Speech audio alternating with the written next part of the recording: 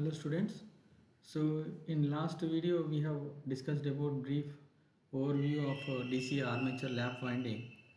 So in this lecture we will take up one lap winding example. Okay. So basically the lap winding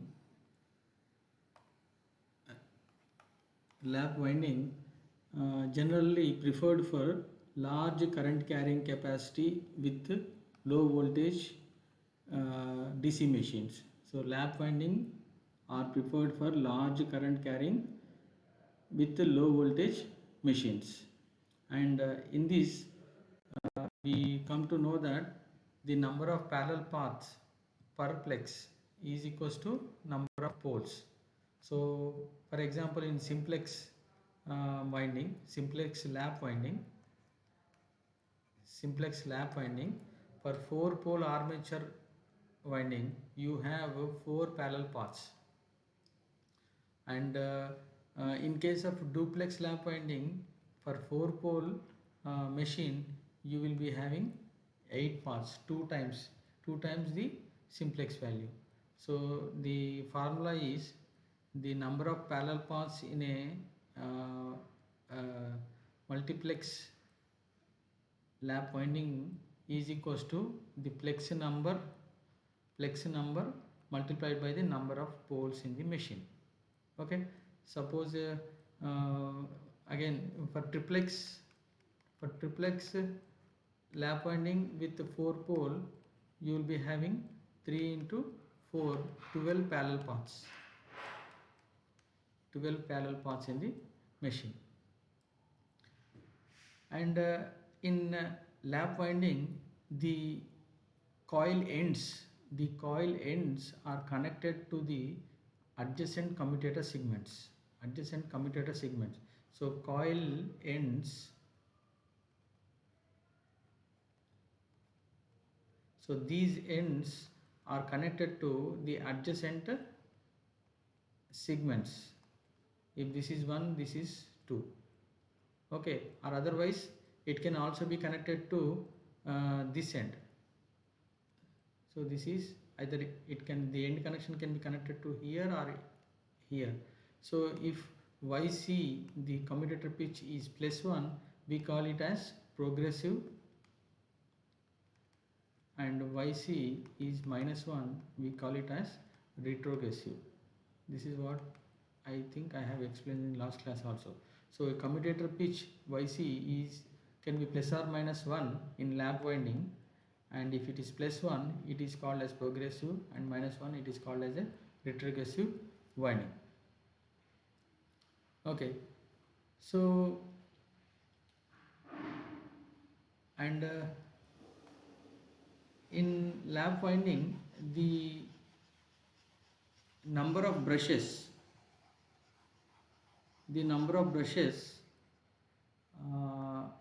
in lap winding, the number of brushes is equals to number of poles, physical poles. Okay, and one drawback of lap winding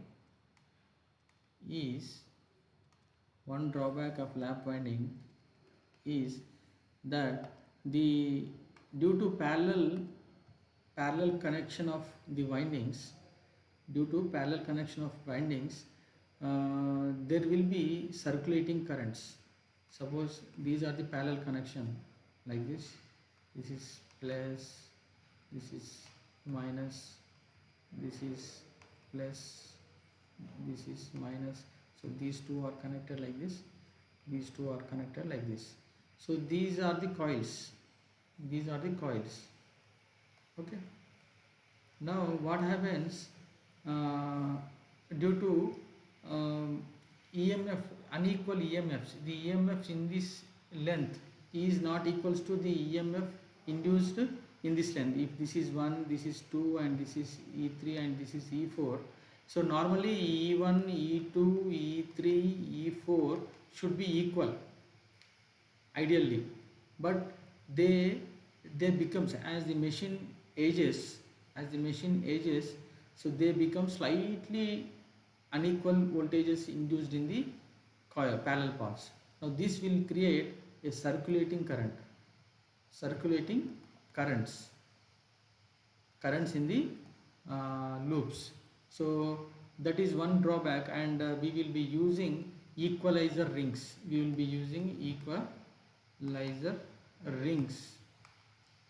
To minimize the effect of these circulating currents, not completely eliminate, but to minimize the effect of the circulating currents in the parallel paths. Okay, this is the major drawback of a lap winding, but ultimately we can have a large current carrying capacity with low voltage device or machine.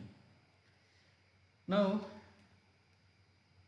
after discussing it, for a given windings, for any winding problem, our objective is to draw the layout diagram of a winding, either lap, wave, or any winding layout diagram, and identify the brush positions on the diagram. Okay, these are our objectives, what we have to do, and identify the number of parallel paths and the number of coils present in each parallel path, and their actual number of the coil, and finally draw the output EMF. What is the necessity of drawing the winding? We should know how the voltage EMF waveform looks like. So these are the our objectives which we have to keep in our mind before attempting any problem. Okay, one is layout diagram, identify the brushes and identify the parallel paths with the coils in each parallel path, and finally we have to attempt for the EMF, output EMF. Okay, now so we will consider one simple example, simplex lap winding. The data given are how many segments on the commutator, 12 segments on the commutator, 12 slots on the armature, and 4 poles, physical 4 poles on the machine. So physical 4 poles, north, and south, 4 poles on the machine, and also given 2 coil sides per slot. What do you mean by these 2 coil sides per slot? So we have one coil side on the upper layer and one coil side on the lower layer. So this is a 2-layer winding. Okay, and in one slot, if we have 2 coil sides in one slot,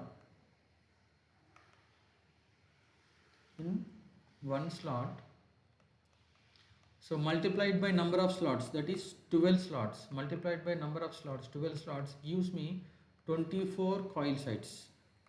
12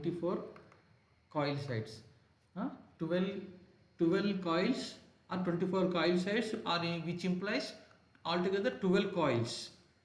12 coils are there on the armature. Okay, so 12 coils, 12 segments. So segments is equals to coils. So 12 coils, 12 segments, and yeah.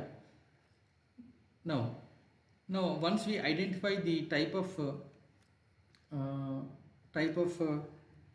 the winding, then we have to find out the important terms we need to find is coil span and commutator pitch of a winding. Now coil span, I said coil span can be either 180 degrees electrical full pitch coil span, it can be 180 degrees electrical full pitch, or we can wind it as a fractional pitch also if it is less than 180 degrees electrical. Now what is this 180 degrees electrical and full pitch? So we need to find out the position of this coil side placed in the slots. Okay, so we have altogether 12 slots on the armature, and we have 4 poles on the machine. So slots per pole is equals to 3 slots. Slots per pole, 3 slots. So that means I have 3 slots belonging to one pole. 3 slots belonging to one pole, like this. Okay.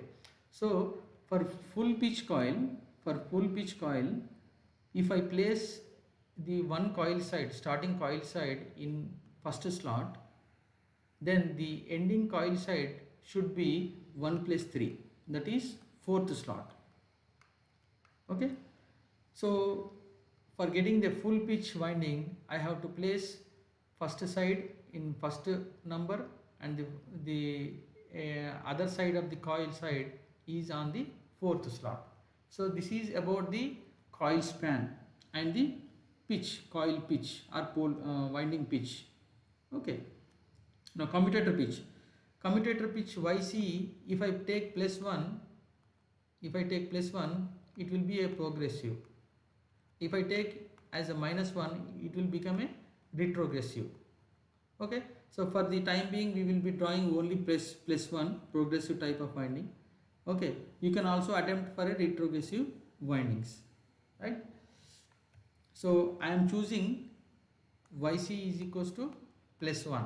So that means it is a progressive winding. It is a 2-layer winding. It is a 2-layer winding, and it is a full pitch winding, because I am spanning the coil sides between 1 and 4. Okay. In this case, it is a full pitch winding, and basically, and it is also a simplex. We don't have multiple windings, but we have only one closed winding, okay, on the armature. That is why it is called simplex. So now let us draw the layout diagram. Yeah, I can also show here.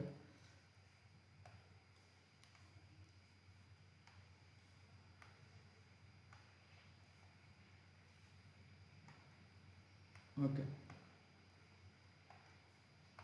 So if I place one coil side on the top of the slot here, this is 1, then the bottom side, the slot 4 bottom coil will be 1 dash. Okay. And next coil, this is on top, coil side 2, then bottom of the 5th one will be 2 dash. Okay. So likewise, if I place the coil sides on top 3, 4, 5, 6, 7, 8, 9, 10, 11, 12. So these are the first side of the coil sides of each coil, and the other side of the coil sides will be placed like this. So this coil side will be 3 dash, this will be 4 dash, this will be 5 dash, this will be 6 dash, this will be 7 dash, 8 dash, 9 dash, 10 dash, 11 dash, 12 dash, like this. Okay. Okay. Now to draw the windings in this figure, it will be very difficult. So that is why what we do is we cut open and put it in a horizontal plane. Okay, that is what shown here. These are the slot numbers, and we have coils placed, 2 coil sides in each slot. So top one indicates coil sides 1, 2, 3, 4, 5, 6, 7, 8, 9, 10, 11, 12, and the bottom side of the coil is placed like this. This is 1 dash, first coil. The end coil side of the first coil is placed in the 4th slot. Now this will be 2 dash, this will be 3 dash, 4 dash, 5 dash, 6 dash, 7 dash, 8 dash, 9 dash, then coming back here 10 dash, 11 dash and 12 dash. Okay, so that is what I have shown here. In each slot we have two coil sides. One is represented in a solid line, and other one is bottom coil side is placed is represented in a dashed line, right? So the solid sides, coil sides, are named after 1 2 3 4 5 6 up to 12, and the bottom coil sides are named like this. So here in from fourth slot we have coil side 1 dash, 2 dash, 3 dash, 4 dash, 5 dash, 6 dash, 7 dash, 8 dash, 9 dash, 10 dash, 11 dash and 12 dash. Okay, now let us connect these windings. So 1 and 1 dash are connected. So coils, so they will be like this. So this is one. Okay, so this is 1 dash. This is the first coil connected between commutator segments 1 and 2. 1 dash is connected between 1 and 2 segments 1 and 2. Similarly, I can represent by another color or same color. 2, coil 2, second coil is connected between 2 and 2 dash.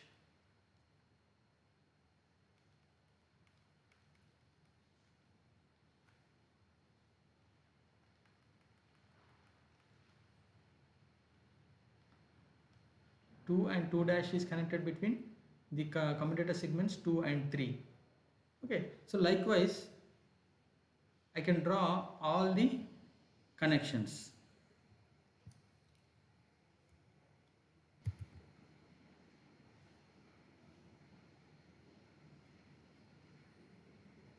Okay, so this is 8th coil. I am drawing like this. 8 and 8 dash are connected. 8 and 8 dash are connected like this, and they are 8. The coil 8th one is connected between commutator segments 8 and 9 segments, and the 9 and 9 dash, 9 and 9 dash.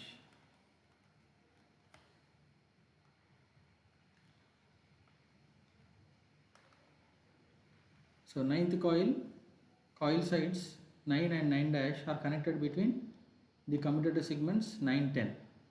Okay, now 10 and 10 dash, 10. So this is coming to 10 dash. 10 dash is here on the left, so this will be 10 dash. So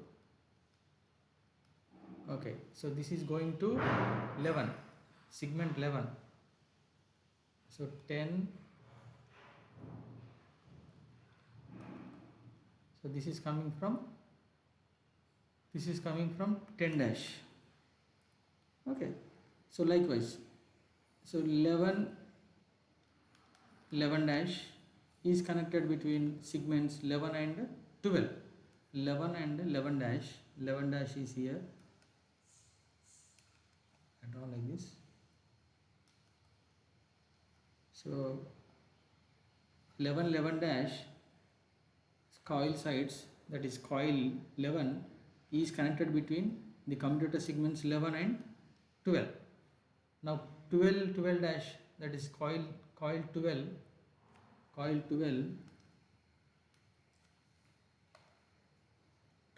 12 dash is connected between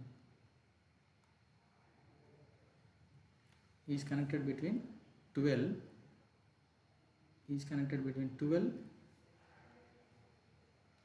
this is 12 and 1. 12 dash is here, this side, so it will be connected to 1. Okay, so this is the just connecting the each coil to the commutator segment. 1, 2, 3, 4 up to 12 coils connecting to commutator segments. Okay, so now if I place my first brush,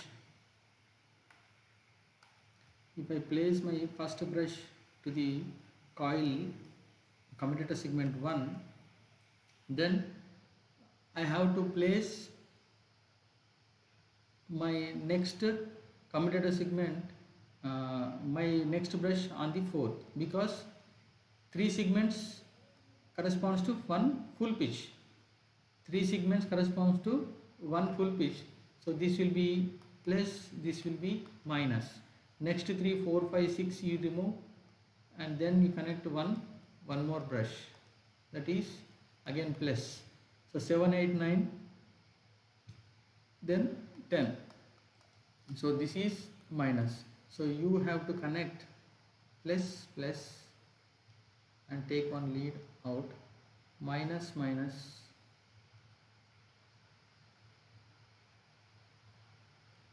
Okay, this is the other lead, this is plus and this is minus lead. Okay, so 3 segments belongs to 1 full pitch. Okay, now so this is the layout diagram of the winding, lap winding. Okay,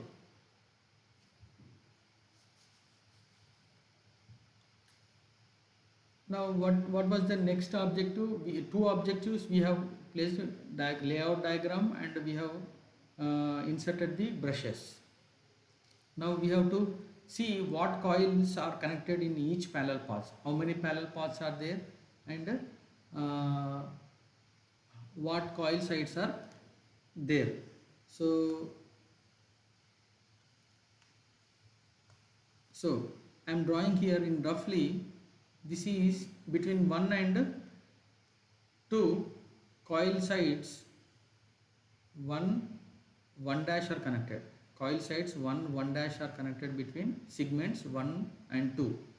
2 and 3, between 2 and 3, 2 dash is connected. 2 dash coils are connected. Between 3 and 4, 3 dash are connected. Between 4, 5 segments, we have coil sides 4 dash is connected. Between 5 and 6, 5 dash is connected. Between 6 and 7, 6 dash coils sides are connected. And between 7 and 8, coil 7 dash is connected. Between 8 and 9 segments, we have coil sides 8 dash, and 9 and 10 segments, we have 9 dash, and 10 and 11 we have 10 and 10 dash, and between 11 and 12 we have 11 dash, and again coming back to 1, this is 1. Between 1 and 12 and 1 we have coil sides 12 dash. Now I have drawn the coils in a short form connected between the 2 adjacent commutator segments. Where are my brushes now? My brushes are, one is at here, other one is at here, and other one is at here, and last one is at 10. So these two are connected like this, this is plus, and these two are connected like this, and this is minus. Okay, so now if you notice how is this is connected, so I can draw like this. I can again redraw like this. This is plus, and this is minus, and this is minus, and this is plus. So this place and this place both are shorted. So that means 1 1 dash 1 1 dash 2 2 dash 3 3 dash 3 3 dash coils. Then this is 4 4 dash 4 4 dash, then 5 5 dash 5 5 dash, and finally 6 6 dash. So signs are plus minus like this, plus minus, and here minus plus like this, minus plus. This is one loop. So it is actually a single I'll draw like this, a simple R circuit. So these two are shorted like this, and these two